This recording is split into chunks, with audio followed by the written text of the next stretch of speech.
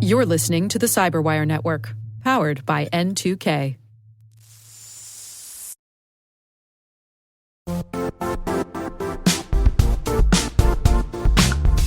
Now, a word from our sponsor, the Johns Hopkins University Information Security Institute, currently seeking qualified applicants for its innovative Master of Science in Security Informatics degree program. Study alongside world-class interdisciplinary experts and gain unparalleled educational, research, and professional experience in information security and assurance. Interested U.S. citizens should consider the National Science Foundation's CyberCore Scholarship for Service program, which covers tuition and a $6,000 annual professional development allowance, as well as providing a $37,000 additional annual stipend. Apply for the scholarship and the fall semester by March 1st. Learn more at cs.jhu.edu/MSSI.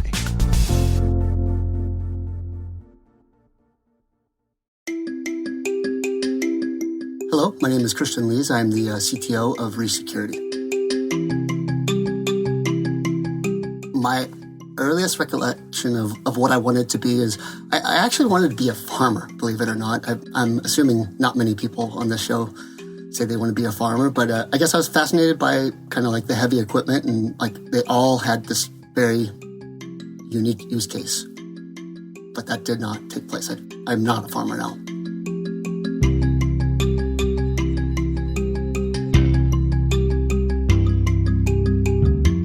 You know, as a young person, I actually consider myself to be a bit of a late bloomer. For example, I did not go to college immediately after graduating from high school. I actually waited until I was roughly 23 and worked a lot of jobs, and I quickly realized, I'm like, man, if I'm going to get ahead, I need to go to college. Of course, like any other freshman, I was not sure what I wanted to do. I thought I wanted to be in medicine of some sort. A family friend gave me my first computer in college. And I was stoked, man. I'm like, oh my gosh. And believe you me, this computer that was given to me is like completely outdated. I believe it's like a 486, DX. I did not know how to work on it, and I could not get it to print. And so I was forced to ask the person that gave it to me, like, why is it not printing, And I marveled. Within like 10 seconds, he's like, oh, dude, you just got to hit F10. And I'm like, really? But it was at that moment when I'm like, oh, this is something good. I immediately went to computer science, and I've never looked back.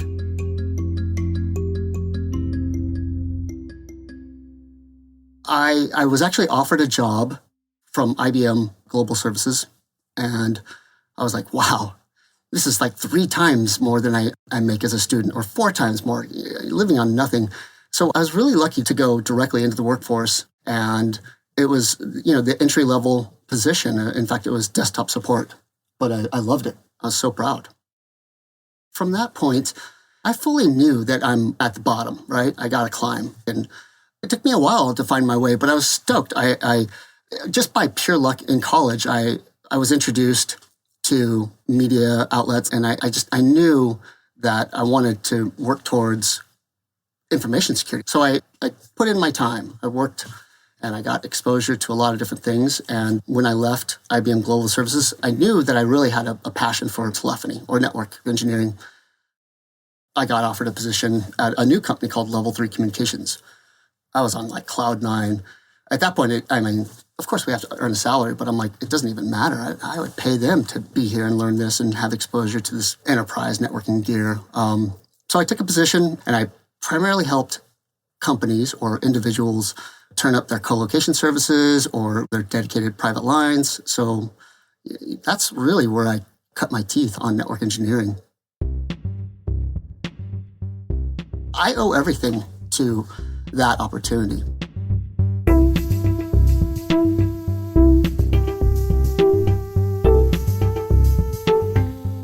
From that role, I always kind of followed my North Star. Ironically, right about that time, we hit the dot-com bust. All of a sudden it happened. 50% of the company was cut, and I was just thankful to have a job, But I was forced to take a role in change management, and I was just beside myself. I'm like, I'm so overqualified for this. But in retrospect, oh my gosh, by pure luck, again, I was introduced to something that is so crucial in security. that's change management, right? Understanding the impact, making sure that it's been burned in. To this day, I think change management is a very difficult thing for organizations to comply with or do successfully. Listen, at that time, I was just kind of like really bummed out. I'm like, wow, I took a wrong turn. What happened? But like everything else, this too passes, right? Stay neutral, stay calm, keep working upwards and onwards. And sure enough, everything stabilized. And I was just by pure luck, again, recruited in level 3 to security engineering. Took a role as security engineering. I just kept hungry. And eventually, I took another role at TrustWave, leaving my favorite place on earth, level 3 communications. And even TrustWave, I found myself all of a sudden, I'm like, did I make another wrong turn? Because I was really just focusing on PCI compliance for Fortune 100 brands and kind of a hybrid of pen testing, right? So my job was to grind on the infrastructure and convey to the brand why are they not PCI compliant. And it was just grinding on infrastructure over and over. I mean, I could spend 3 or 4 days just finessing some sort of cross-site scripting, knowing it's there. And sometimes you don't find it, and sometimes you do.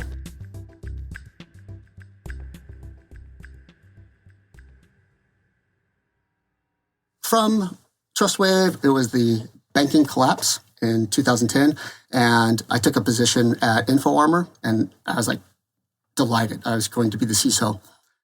Shortly after taking the job, we lost our largest client, essentially under a seed fund from WAMU. And I was like, wow, did I make another mistake? But it turned out like it was amazing. Like, what a great opportunity. I went to InfoArmor. It was like green fields. I became the CISO and helped diversify the products and offer largely dark web alerts.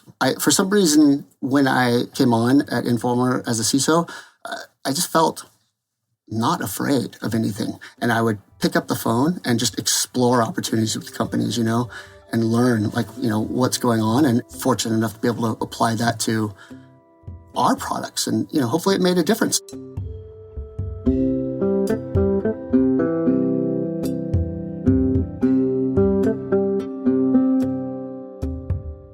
If I get 50% of what I want, I'm lucky. You don't always get what you want. And when you don't get what you want, it doesn't mean it's over.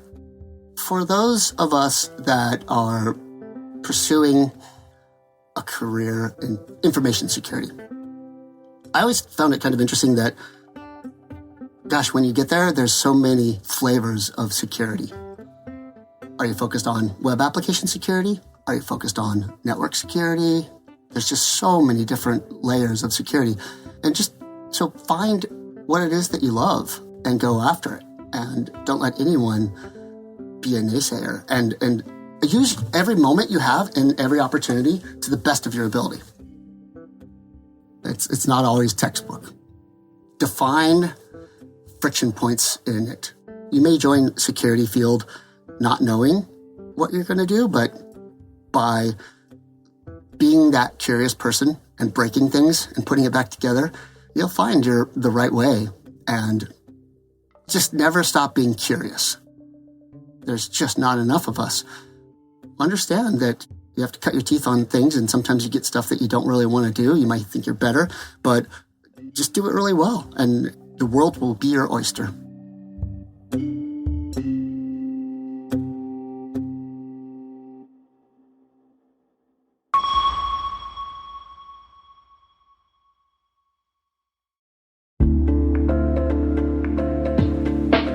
Hey everybody, I want to take a few minutes here and talk about our sponsor, Splunk. You need to keep operations humming around the clock, but potential disruptions are everywhere. Splunk helps you predict problems and find and fix issues fast, so you can reduce risk and ditch downtime. The world's largest enterprises rely on Splunk's unified security and observability platform to become more efficient, resilient, and innovative. With Splunk, you can react quickly, evolve faster, and be ready for anything. Stay ahead of disruptions. Learn more at splunk.com/resilience.